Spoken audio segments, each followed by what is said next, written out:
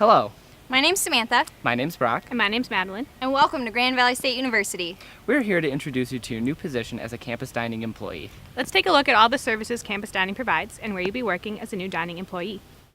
On the Allendale campus, there's the Kleiner Marketplace, C-Store, and Java City. For a quick snack, stop at the C3 Express store in Mackinac Hall. In the Commons, you'll find Fresh Food Company, Fuel, and Einstein Bros Bagels. Another C3 Express store is located in Ausable Hall. Ingrained, Pod, and Papa John's are in the Connection. The Cook-Off Center is home to the Lobby Shop and River Landing. Next door is Argo Tea in the library. And don't forget the downtown campus, where you'll find the Plaza Cafe, Tartoria, and Starbucks located in the DeVos Center. Next door, you'll find the Seidman Cafe and the Seidman Center. Grand Valley State University's campus dining services about 50,000 people each week between all of its locations. You will be working at one of the locations previously listed and will help us serve our Laker and surrounding community. In order to provide our customers with great service and great food, we need your help. We have provided this video as an overview to help you through your employment at campus dining. Please remember while watching this video that you are responsible for all of this information, as well as the information in your student handbook. There will be a short quiz after the video, and then you will be compensated for your time. You are required to watch this video and participate in the quiz in order to continue your employment at campus dining. If you have any questions after watching this video, please do not hesitate to contact your location managers, as they will help you. So let's get started.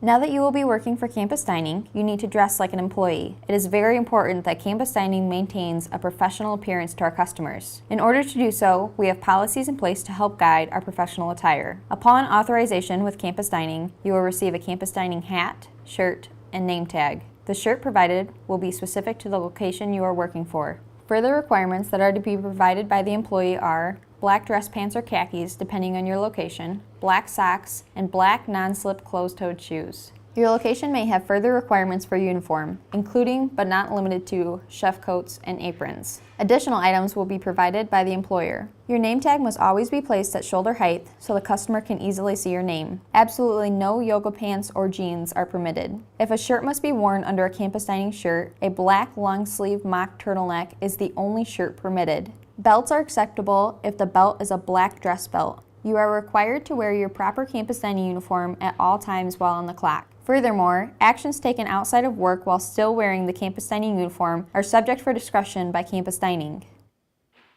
Jewelry and hair are considered part of the campus dining uniform. Acceptable jewelry includes a single ring without stones, one pair of studded earrings with the stud being no larger than the size of a dime, or jewelry required for medical reasons. All other forms of jewelry are not permitted. This may include, but is not limited to, facial piercings, bracelets, and body piercings that are visible through the campus dining uniform.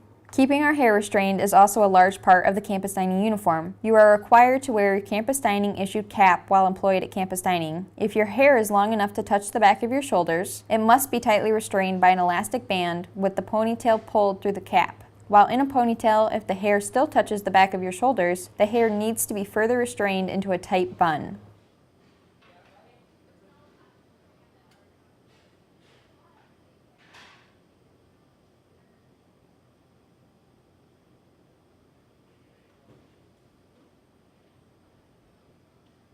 Facial hair is also a factor with uniform. If facial hair is longer than a quarter inch, a beard net will be provided by the location. Additional requirements to remember include keeping nails trimmed and clean. Nail polish or acrylic nails are not permitted. Chewing gum, eating, or smoking while working is also not permitted. Remember your personal hygiene. Your Grand Valley State University school-issued ID is also considered part of your uniform, and you are expected to have your ID at all times. This is because you will be using your ID to clock in and out of work. Each campus dining facility has designated time clocks that you may use to clock in and out of work. You may clock in 5 minutes before your shift starts, and you are fully dressed in your uniform. If you are not dressed in your uniform and are not ready to walk onto the floor, you are not ready to clock in. Employees are expected to be dressed, clocked in, and at their designated stations by the scheduled start time of your shift. Personal belongings are to be left in designated storage areas while working. When your shift is complete, you are free to clock out. Communicate with your student manager, managers, and station workers that you are leaving. Clock out when your shift is over. You should not clock out early or late unless approved by a manager. When you clock out, you should still be in uniform. Clocking out in street clothes is unacceptable. Remember, you may only clock in and out of work with your ID. Under no circumstances can someone clock in or out using another employee's ID. Each campus dining location has a building location code. Please take a moment to find your building and building code. You will need this code to clock into work.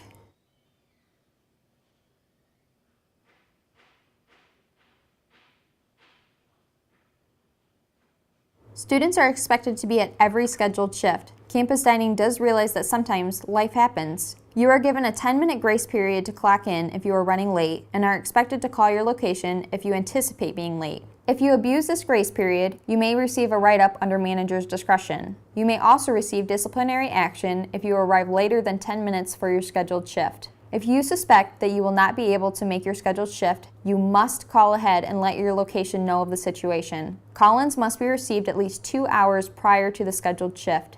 The appropriate call-in number will be provided at each location. Any other form of communication besides telephone is not considered an appropriate form of communication. Call-ins are considered a write-up unless documentation for missing the shift is provided. Absences that may be excused include illness or injury in which a doctor's note is provided, a death of an immediate family member, a required school function, or any event previously approved by your managers. As always, speak with your managers. It is your responsibility to discuss any events that keep you from arriving to work on time.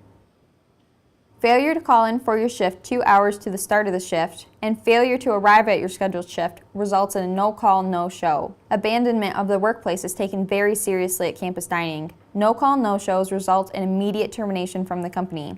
Only under extreme circumstances are no-call, no-shows tolerated, such as car accidents or emergency hospitalization. These circumstances are up to the discretion of your student managers and supervisors at your location.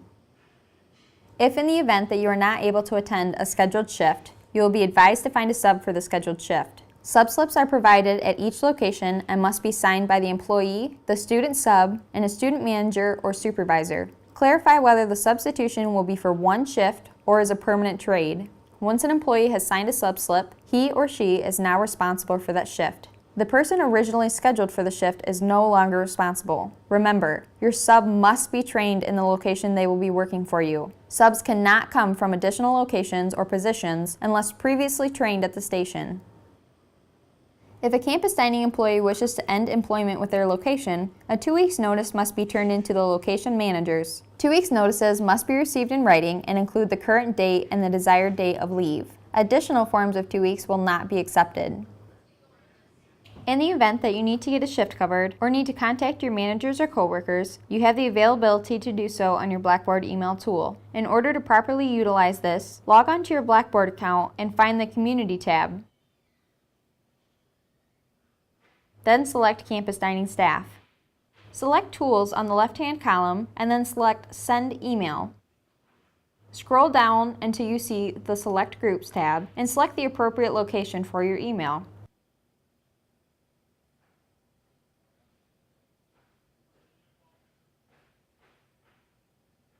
Make sure to write appropriately and professionally in your email and include the date, time, and location of the shift you would like covered. The campus dining emails and sites are to be used only for business purposes. Unprofessional communication taken over campus dining sites are subject for disciplinary action. As campus dining employees, we are considered essential personnel. This means that campus dining locations never close, regardless of weather or school closings. You are expected to show for work at the scheduled shift time, and please plan accordingly. If an emergency were to occur during work, evacuation plans and designated tornado shelters are established at each campus dining location. Please review your location's policy on weather emergencies such as designated tornado shelters and evacuation meeting places.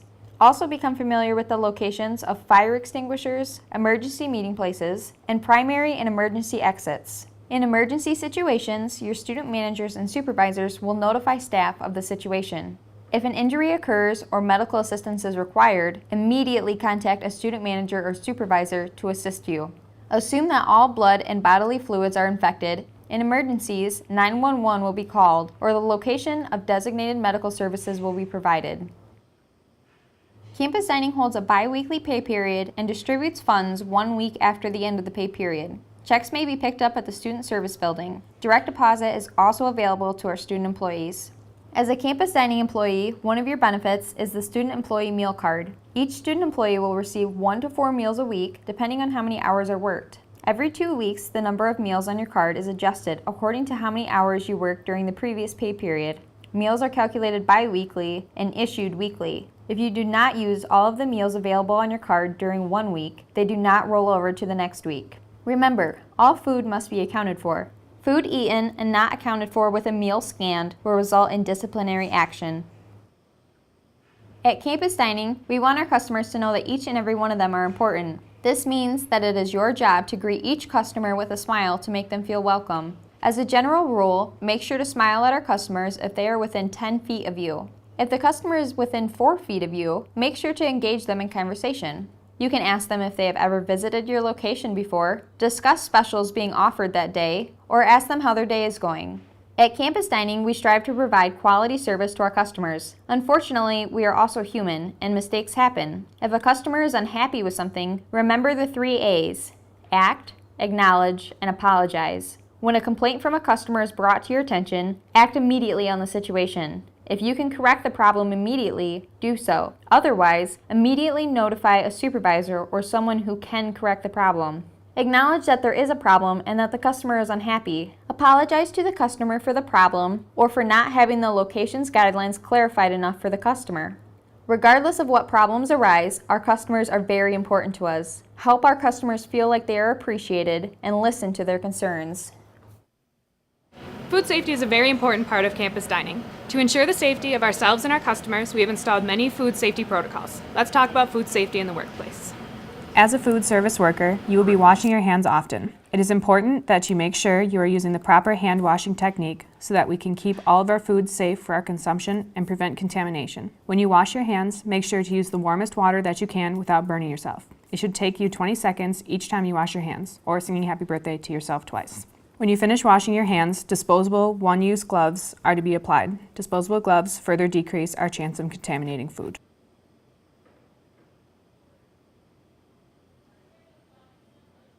Contamination of food can occur from not washing your hands, but it can also occur from improper storage of food. Knowing the proper temperatures food should be stored at and the minimum temperatures that food should be cooked at is extremely important to keep our customers safe. Storing food to the right temperature prevents rapid growth of bacteria and helps to prevent our customers from contracting foodborne illnesses. As a general rule, no food should be kept at a temperature between 41 and 135 degrees Fahrenheit. When reheating any type of meat, the internal temperature should be at least 165 degrees Fahrenheit. Using the digital meat thermometer to check internal temperatures, insert the thermometer into the middle of the thickest section of the cut to ensure an accurate reading. When cooling food, make sure that the food is cooled to 70 degrees Fahrenheit within 2 hours of being placed in the walk-in cooler. Within the next 4 hours, the food should be cooled to 41 degrees Fahrenheit or below. Make sure that you properly check and record these temperatures appropriately. Foods that are meant to stay cold should always be kept at a temperature below 41 degrees Fahrenheit. As campus dining employees, it is our responsibility to make sure our food is safe for our customers. If you find any problems concerning food temperatures, cooler temperatures, or warmer temperatures, notify your student manager or supervisor immediately.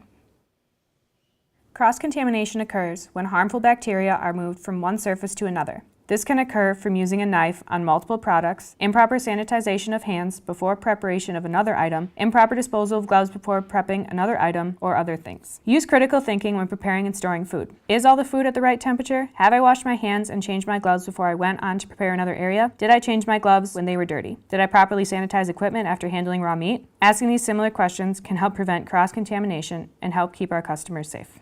To help, organize coolers so that raw meat is on the bottom of shelving and cannot drip on and contaminate other foods. Grab all products needed before preparing a dish, and when beginning a new dish, use new cooking ware. Switch out cutting boards and knives for clean ones when preparing a different product. Keep food preparation areas clean and use sanitizer to eliminate the spread of bacteria, and change your sanitizer water every 2 hours. Hold coworkers responsible for contamination of food and alert your student managers and supervisors with any concerns. Unfortunately, foodborne illnesses can occur. As an employee of campus dining, you are required to report any of the following symptoms to your student managers or supervisors, as they may indicate a foodborne illness: diarrhea, vomiting, or GI disturbances of any kind. You must also state if you have contracted or currently are diagnosed with a foodborne illness, or if you are in contact with someone who is diagnosed with a foodborne illness, or work in a place with a confirmed outbreak. Workplace safety is an important aspect of campus dining. Let's talk a little bit about how to keep yourself and others out of harm's way. Now let's learn about knife safety, as knives and sharp cutlery are a potential for injury in the workplace and can be dangerous if not used properly. Only use knives and sharp cutlery when necessary, and never use them for anything beyond the intended purpose. If something besides a knife can be used, such as using scissors to open a bag instead of a knife, do so. When using a knife, always grab a cutting board and mat. Place the mat under the cutting board to keep the cutting board from sliding. Set up the entire cutting station before you begin using the knife. In order to protect ourselves, campus dining requires a cut glove whenever using a knife. A cut glove is placed on the non-dominant hand and a disposable glove placed over the cut glove to help prevent contamination.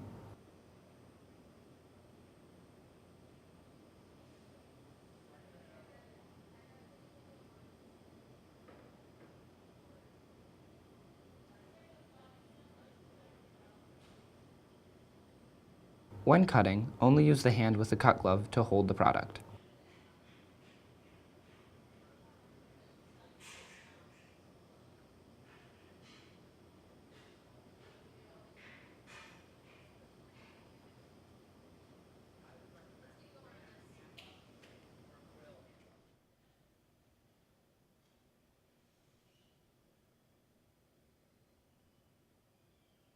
Never place knives in a sink, especially if the sink is filled with water. If someone were to reach into the sink not knowing there was a knife at the bottom, it could seriously hurt them. When washing knives, always place a cutting glove on both hands to help prevent the potential for injury. Use soap to wash the blade, rinse the knife in the sink, and then rinse the knife with sanitizer. Let knives air dry to further protect against bacteria. Store knives in proper storage locations. A knife should always be in use, being washed, or in storage. There is no exception for a knife that is left unattended and not placed in designated knife storage areas.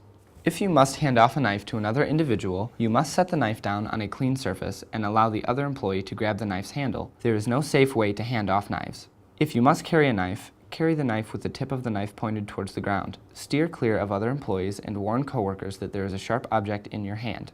Do not reach for a falling knife. Quickly move your body and feet out of the way of the falling knife and let the knife hit the floor. The importance of our employees' safety cannot be stressed enough. Working with food, you may encounter different hazards that could endanger your personal well-being. However, attentiveness and awareness to the workplace can significantly reduce workplace accidents. Do not attempt to lift heavy, large, or awkward objects by yourself. Doing so may result in back injuries or worse. Ask another employee or manager for assistance and/or use a cart if necessary to transport the object. When transporting objects, use carts provided by the locations. If picking an object up, bend with your knees and not your back. Do not leave objects in walkways or areas where individuals may trip, fall, or slip on the object. If stacking objects, make sure objects are steady and are not in danger of falling and that the stack is not too high. Keep floors clean and dry. If you observe a potentially dangerous work environment, correct the problem and/or alert a student manager or supervisor immediately. At Campus Dining, we like to keep our areas clean and tidy. To do this, we have various chemical solutions to help us clean. At each Campus Dining location, there are two types of buckets, red and green. The red buckets are for our sanitizer and may be used for cleaning countertops, tables, or other surfaces that touch food. The green buckets are made for soapy water and can be used for scrubbing pots and pans, washing equipment that cannot go through a dishwasher, or other items that are too large. No other chemicals are permitted in these buckets. Keeping sanitizer in red buckets and soapy water in green buckets creates a universal understanding through Campus Dining of the chemical being used and what it can be used for. In saying this, we should never assume what chemicals we have. If we did not pour the chemical ourselves, we cannot guarantee what it is. When in doubt, properly dispose of the chemical and retrieve the required chemical in a proper container. Common chemicals found on GVSU's campus dining facilities include window washer, sanitizer, soapy water, floor cleaner, bathroom cleaner, oven cleaners, and Orange Force. Every location has a Material Safety Data Sheet, or MSDS, which lists different chemicals, what they contain, and what to do in case of skin contact, inhalation, or other types of emergencies. Reference the MSDS when disposing of a specific chemical or when an emergency occurs. Ask your manager if you are unsure of the location of this book or how to use it. Campus dining does not tolerate any type of harassment. Inappropriate behavior will result in disciplinary action. Inappropriate behavior includes, but is not limited to, sexual harassment, violence, bullying, and any type of verbal or physical abuse, regardless of the intention. Please reference the student handbook for additional clarification and guidelines. In the event of improper behavior, you may be given a write-up. Each student may receive 2 write-ups, and on the 3rd instance, the student will be terminated at the manager's discretion. Write-ups will stay on your student employee record for a full academic year. Examples of improper behavior that may result in write-ups include arriving to work later than 10 minutes and outside your grace period, arriving to work intoxicated, displaying inappropriate slurs and behavior while in campus dining uniform. Campus dining holds the right to skip steps up to and including termination. Some circumstances that lead to immediate termination are no-call no-shows and harassment. Please reference the student handbook for a detailed list of improper behaviors and grounds for immediate termination. Finals week includes some differences in policy at campus dining. Each student is required to work a minimum of 2 shifts during finals week. The shifts will be scheduled by the location student manager and scheduled according to each student's schedule for the finals week. Failure to work either of the shifts will result in immediate termination, and the student will not be eligible to work with campus dining again. This includes no-call no-shows and if the student tries to call in for their scheduled shift. However, if the student can find a substitute for the shift and properly follows the procedures to do so, no disciplinary action will be taken. Further employment training will occur at a specific job site location. Do not be afraid to speak up if you have any more questions. We are proud and excited to welcome you as a new member of the campus dining team. We hope this video has provided much needed information. We hope you will continue to help us provide excellent service to our customers. As a new member of Grand Valley State's campus dining, Welcome to the team.